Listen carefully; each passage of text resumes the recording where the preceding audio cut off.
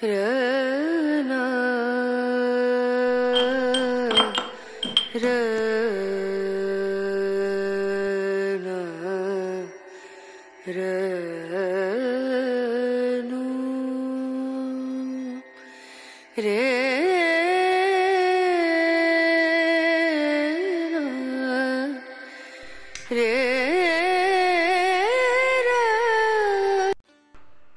জীবনে এগিয়ে গেলে কখনো পিছন পানে চেয়ে দেখতে নেই, সবসময় সামনের দিকেই চেয়ে সামনের দিকে এগোতে হয়। পিছনে যা ছুটে গেছে সেইটার আর আশাও করতে নেই, সেটার আর ভাবনা চিন্তাও করতে নেই। কারণ যেটা আমাদের পিছনে পড়ে গেছে সেটা আমরা যত চেষ্টাই করি না কেন আমরা কিন্তু সেটাকে পাবো না। এই জন্য সামনের দিকে তাকিয়ে সামনের দিকে পা ফেলে সামনের দিকে এগোনো উচিত।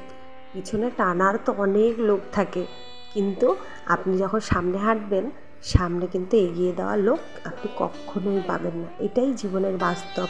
পিছনে টানার অনেক লোক আছে, তাই কখনো লোকের কথা না শুনে নিজের কথা শুনে নিজের বুদ্ধিতে চলে ভিখারি হওয়া অনেক ভালো, তাও অন্যের বুদ্ধিতে ধনী হওয়া ভালো না। নমস্কার, কেমন আছো তোমরা সবাই? আশা করছি সকলে খুব ভালো আছেন। সঙ্গীতার ঘরকন্যা ইউটিউব ব্লগে আরও একবার আপনাদের স্বাগত। যেখান থেকে আমার ব্লগটি দেখছেন, যদি কোথাও ভালো লাগে অবশ্যই আমার চ্যানেলটি সাবস্ক্রাইব করে আমার বন্ধু হয়ে আমার পাশে থাকো। তো চলুন, তোমাদেরকে সঙ্গে নিয়ে আজকে ব্লগটা শুরু করে দিয়েছি। দেখতে থাকো, যদি ভালো লাগে অবশ্যই কমেন্ট করবেন।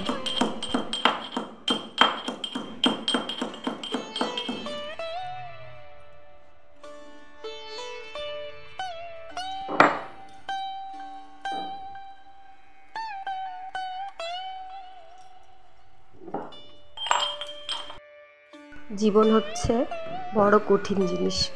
জীবনটাকে আমরা ভাবি কি খুব সহজ, কিন্তু জীবন একদমই সহজ না। জীবনের গাড়ি চলে খুব ধীর গতিতে, যখন ফেলে দেয় তখন এক ঝটকায় মনে হয় উপর থেকে একদম আছড়ে ফেলে দিল, সব কিছু ভেঙে চুরে তছনছ হয়ে গেল। এই জন্য আমরা অনেকে ভাবি যে এটা করব ওটা করব, এটা হবে সেটা হবে, কিন্তু সেটা করতে গেলে অনেক কষ্ট করে খাটনি করে সংসারকে ধরে রাখতে হবে। একটা শিশুর মতন যত্ন করতে হবে নিজের সংসারটাকে। সেটা তো আমরা কেউ বুঝি না, কারণ তখন আমাদের সেই ছোটোবেলায় সেই বয়সটুকু থাকে না। তখন মনে হয় বিয়ে হলে আর কি হবে, স্বামী হবে, সংসার হবে, এদিকে যাব ওদিকে যাব, ঘোরাঘুরি করব।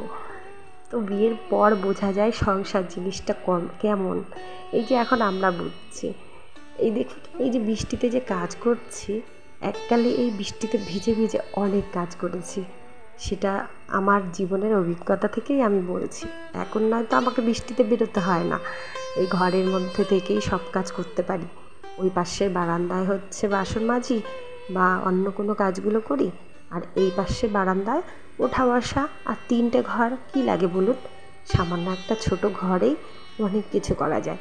কিন্তু আগে একটা ঘরে থাকতাম আর বারান্দায় বসে বসে বাসন মাজতাম বৃষ্টিতে। কারণ আমাদের এখানে তো কুয়োর জল খুবই নিচে, তো সেই জন্য আমরা জল এনে এনে তো স্টোর করে রেখে দিই। আর বর্ষার সময় এরকম যদি বৃষ্টি হয় তাহলে তো আর আমাদের আনন্দের সীমা থাকে না। এই যে দেখতে পাচ্ছেন, জল আনতে হয় না, জল টানতে হয় না, এই বৃষ্টির মধ্যে থেকেই কত নানানটা কাজ করা যায়। এই ঘর দৌড় দেখুন, এখন বৃষ্টির জল দিয়ে যেরকম মুছছি আগে এরকম করতাম। বৃষ্টির জলে সব কাজ করতাম যদি বর্ষা হতো, আর বৃষ্টিতে ভিজে ভিজে নানান ধরনের কাজ করতাম। এই হাঁড়ি, চালের ড্রাম, এই যত বাসন কোসন থাকতো ধোয়ার মতন, পরিষ্কার করার মতন, তারপর বাসনের র্যাকার, এগুলো সব গুছিয়ে গাছিয়ে বের করে ধুয়ে টুয়ে পরিষ্কার করে রাখতাম। তারপর জানেন, আমি কিন্তু বৃষ্টিতে বসে বসে কাপড়ও কাচি। এখন সেটা খুবই কম করি, কিন্তু আগে প্রচণ্ড করতাম। সেই যদি সন্ধ্যাও লেগে যেত, তাও যদি কাপড় থাকতো, সেই নোংরা কাপড় হোক বা বিছানা, মনে করুন আজকে ধোবো না 2 দিন পরে ধোবো, তো ধুতে তো হয়, তখন সেই বিছানাগুলো বৃষ্টির মধ্যে বের করে ধুয়ে দিতাম, যে বৃষ্টি পড়ছে জল তো আর টানতে হবে না। তো যাই হোক, এই দেখুন এখন বৃষ্টির মধ্যে যে কাপড়গুলো তুলতে চলে আসছি, প্রচণ্ড বৃষ্টি হচ্ছে। তো ছেলেকে বললাম একটু ঠান্ডা হয়ে এলে, কারণ যেহেতু খুব গরম পড়েছে।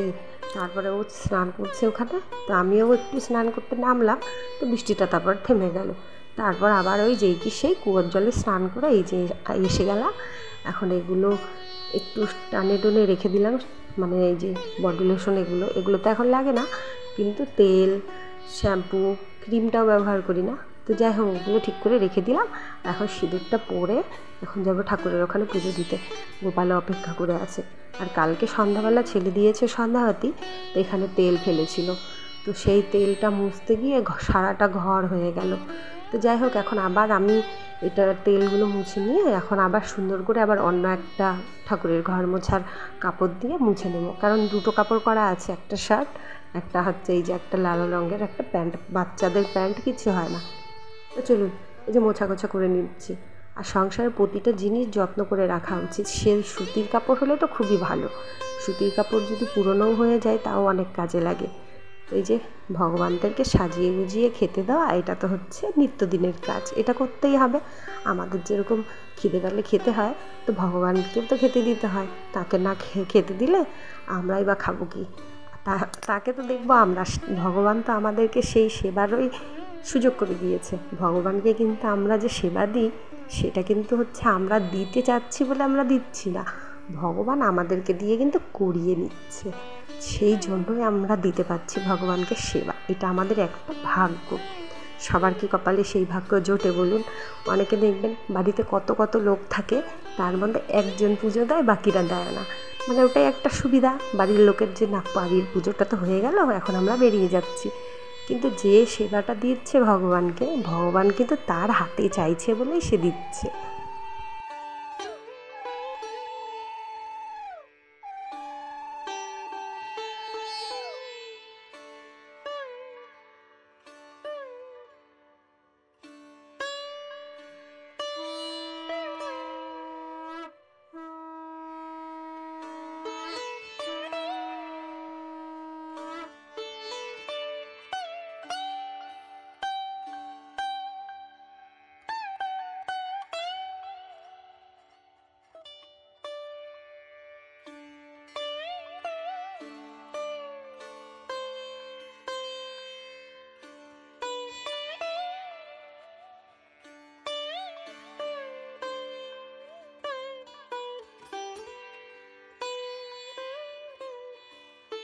পুজো দেওয়া তো সম্পূর্ণই হয়ে গেল। এখন এই যে গোপালের আরতিটা করে নিই, তারপর সব ভগবানদেরকে আবার প্রণাম করে আমি যাব রান্নাঘরে রান্নার কাজ করতে। গোপাল সোনার আরতি এরকম করেই করতে হয়, আরও অনেক রকমভাবে আছে। ওকে খাওয়ার পর একটু ঘন্টাটা তো না বাজালেই নয়, গোপালের ঘন্টাটা বাজানো খুবই জরুরি। তো চলুন রান্নাঘরে। তা আজকে আমি রান্না করেছি সকালবেলায়, অনেক সকাল সকাল, মানে সকালেই রান্না করেছি ভাত, তারপরে এই যে আলু আর হচ্ছে পটল, এগুলো ভেজেছি, এগুলো বাটা খাওয়ার জন্য। তো পরে মা বলল যে একটু সবজি রান্না করতে, মানে সবজি মানে আমি তো হচ্ছে সয়াবিন রান্না করতাম, তো মা বলল মাছ আনবে পরে, তো মাছের তরকারিটা রান্না করে মাদেরকে দিতে হবে। তো ওই জন্য কী করলাম, এগুলো ভাত টাত সব রান্না বান্নার কাজগুলো করে পরে ঘরের কাজগুলো করেছি। আর ভাতে আলু সেদ্ধ দিয়েছিলাম, ভেবেছিলাম আমরা ওটা খাবো পরে, কিন্তু তারপরে ভাবলাম যে মাছের ঝোলটাই করে নিয়ে সেদ্ধ আলুটা দিয়ে। তো যাই হোক, পরে এই যে পুজো টুজো দিয়ে এসে এই তরকারিটা করে নিলাম, একদম ঝটপট করে হয়ে গেল। আলুটা যেহেতু সেদ্ধ করাই ছিল, আর মশলাটা শুধু কষিয়ে নিয়ে আলুটা দিয়ে রান্না করে নিলাম।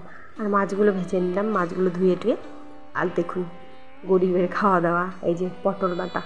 তো সবজি টবজি তো তেমন নেই ঘরে, আলু আর এই পটলই আছে, তো এই জন্য পটলটাকে বাটা আর আলু সেদ্ধ দিয়ে ভাত খেতাম সয়াবিন দিয়ে। তো যাই হোক, এরকম করে রান্নাটা করলাম। তো তোমাদের কেমন লাগলো আজকের ব্লগটা তোমরা অবশ্যই কমেন্টে জানাবেন। যদি কোথাও ভালো লাগে অবশ্যই তোমরা আমার বন্ধু হয়ে আমার পাশে থেকো। তো কালকে দেখা হচ্ছে নতুন একটা ব্লগের সাথে। তো আজকের মতন এখানেই রাখছি। ভালো থাকবে, সুস্থ থাকবে, সাবধানে থাকবেন। আমার ব্লগ যদি ভালো লাগে আমাকে সাপোর্ট করবেন। টাটা, আজকের মতো রাধে রাধে। সবাই ভালো থাকবে, সুস্থ থাকবেন।